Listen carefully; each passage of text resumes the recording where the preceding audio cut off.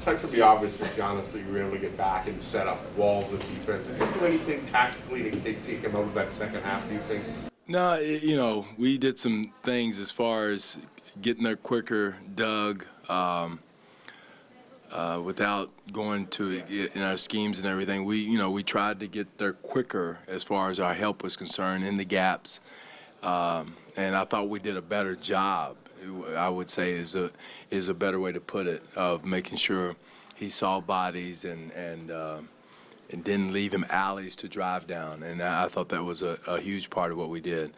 I thought DC Tuck did a good job being physical, not letting him get where he wanted to go, not letting him set screens where he wanted to set screens. Just the physicality of it was important. Was it always going to be Norm for you, like from the end of Game 3 to Game 4, that Norm was going to be the change? Or was there a lot of variations going on there where you could have gone with other guys? I mean, Jason came in and he said yesterday, he said, we knew it was going to be Norm, basically. Oh, they did? Yeah, apparently. Yeah. Well, again, you know, no, we knew it was going to be Norm and had prepared for that, and, you know, thought that would give us an opportunity to, you know, to play faster, to get back in transition better. And again, it may be, you know, we may have to change to someone else tomorrow just to see. But I thought that Norm performed. He did a good job offensively and defensively. And again, there's no reason for us to relax, Michael. I mean, no one should come into this next game thinking it should be any different than how hard we play. Yesterday should be a roadmap for us of how we need to approach this next game. And, you know, any other way, we're selling ourselves short. I'm sure it doesn't come as much of a surprise to you guys, given what he's done for you over the last couple of years. But what does it say about Norm, as still a young man in this league, I mean, his role has fluctuated, but to step up when called upon in the big game? Well, he's been a pro. I mean, he's a professional. He was out of the rotation a little bit, but he stayed ready, worked hard, put in extra time, the way most young players should, what all young players should, being early, the last one off the court, and kept a positive attitude. And you know, you don't like your role, but he embraced it, understood the situation. You never want a player to like not being in the rotation. And Norm is no different, but he stayed ready. And that's what I tell all the young players. They have to stay ready, stay physically and mentally ready for when your time comes. And I think for the most part, all of our guys have done that, have stayed mentally and physically ready. Our coaches have done a good job of working with them, of keeping them ready. And because, again, you know, yesterday's environment, it was a hostile environment. I hope our fans are the same way against them the way they were against us. I mean, you know, they were on us. I mean, it was loud, the game. And I think just our hard play helped us in the second game there. But the first game, it was very loud. It was one of the loudest. Yeah, I thought Portland a few years ago when I was in Dallas in the playoffs was loud. San Antonio was loud, even in Seattle and Utah.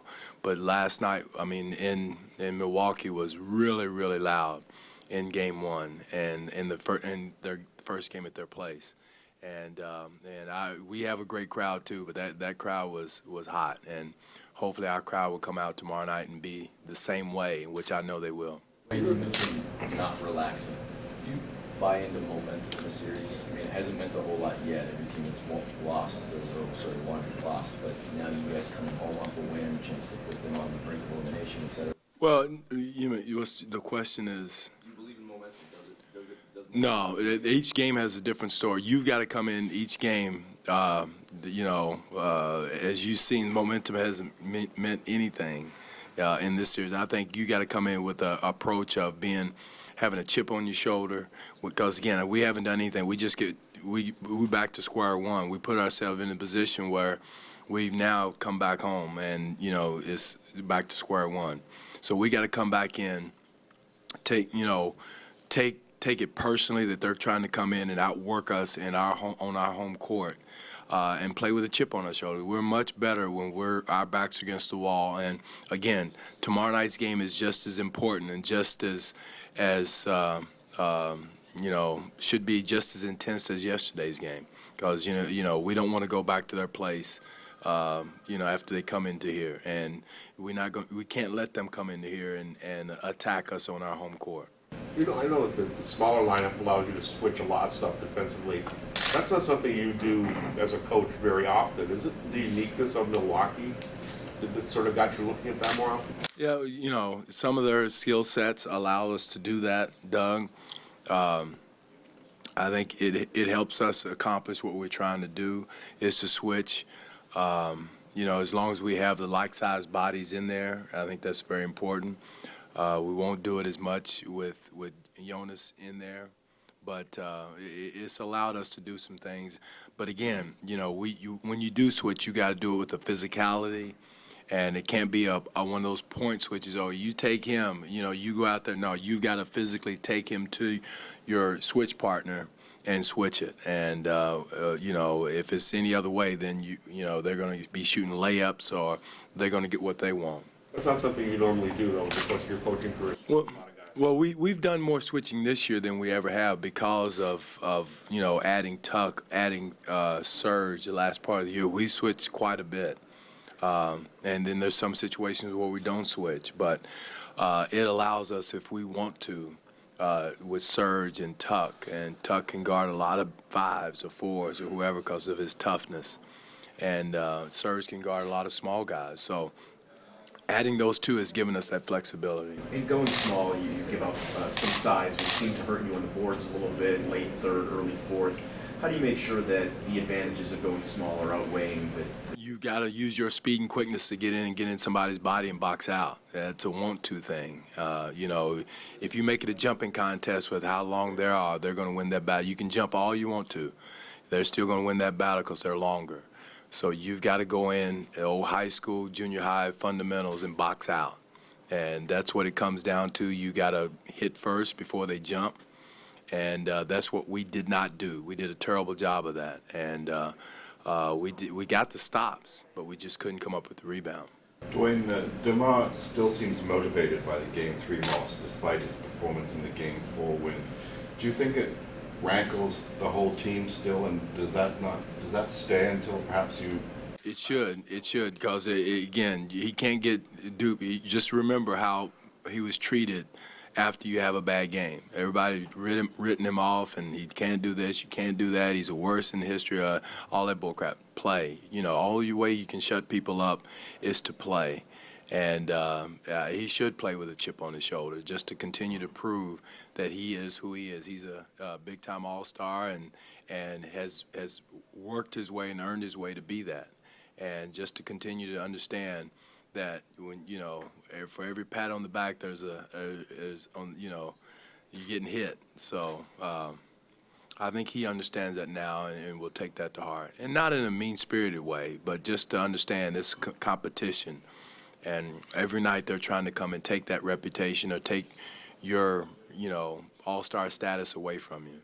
Coach, the same way that DeMar had that bounce-back performance, and obviously the way that Giannis performed, how are you all preparing for potentially his bounce-back performance in Game 5? Well, Natalie, we know they're definitely going to come out to fight. They're going to come out ready to compete. They're talking about how they didn't play physical and aggressive and that type of thing. So we're ready for, we know what to expect from them. It's not going to be a surprise that they're going to come out like they did in Game 1 at our place and Game 1 at their place. And we got to be ready for that. That's why we can't relax. And like I said, the human nature of the playoffs is you have a good game and then you relax. You have a good game, a bad game, and then you play better. So we got to get out of that mental cycle of relaxing after a win, and that's been our MO. And so that's why I'm glad to hear that DeMar was upset and not following the fact, okay, I had one good game, and that he's ready to come out. So it's a mental mindset that you got to have, and we should be prepared for that just from the fact that we went through the same thing last year, and of not falling in that. And it's true throughout the league. You just look at some of the games throughout the playoffs. I noticed yesterday, Jonas was the only backup who scored.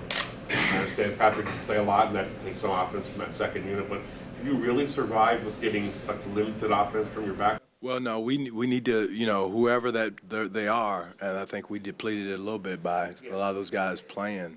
But no, we have to have, we have some people who did not play well, and can step up and give it to us on both ends of the floor. It's just not scoring. If you're not making shots, you can get back, play defense, you can rebound. You can do a lot of different things to help you win. So. But just being ready to go, bringing the energy, the physicality to the game is so important by the bench. And because, everybody was upset because Kyle came out of the game in the third quarter where he couldn't play 48. I mean, we had to give him a blow because we knew going down the stretch that he was going to have to play most of the fourth quarter. And we was just trying to find a spot to give him a blow. Was it a matchup thing with Pat in the second half, or is the toe still bothering? Well, no, I don't think there's nothing physical. I think the most important thing, I thought Tuck was doing a good job. That group was in there, was doing an excellent job of guarding, and so that was most of the reason that those guys were in there. Dwane, how much do you think Norm's play helped the other four players on the floor, particularly in the first quarter? It did. It loosened. It gave you another attacker, a guy who can run the floor, can shoot the three, can open the floor up. It just gives you a different look, more so as their starting unit does. Their starting unit is a different type of team as when Monroe comes into the game. So. I think Norm he gave us that yesterday. I think he got his second foul like 4 minutes in. Did you have to make a decision? No, we were going to let him roll. We were going to let him roll and let him play, and he's got to be smarter and not have some of the fouls. But he's mature enough to understand to play with 2 fouls in that situation. When you sort of hinted that you might not necessarily keep your lineup the same, but given the success you enjoyed, is there more to be gained from consistency than surprise? Well, no. It depends on some of it depends on some other things we might try to do. No, the consistency consistency will be coming out playing with physicality. I think more so than who it is. I think whoever's on the floor has to bring that toughness. Take and make the shots you normally make. I thought we haven't shot the ball well. Even on open shots, I think we've missed some shots we normally make, and at some point they're going to go in. And I think that's so important that guys come in and shoot it with conviction. They are shooters, and that will help a lot.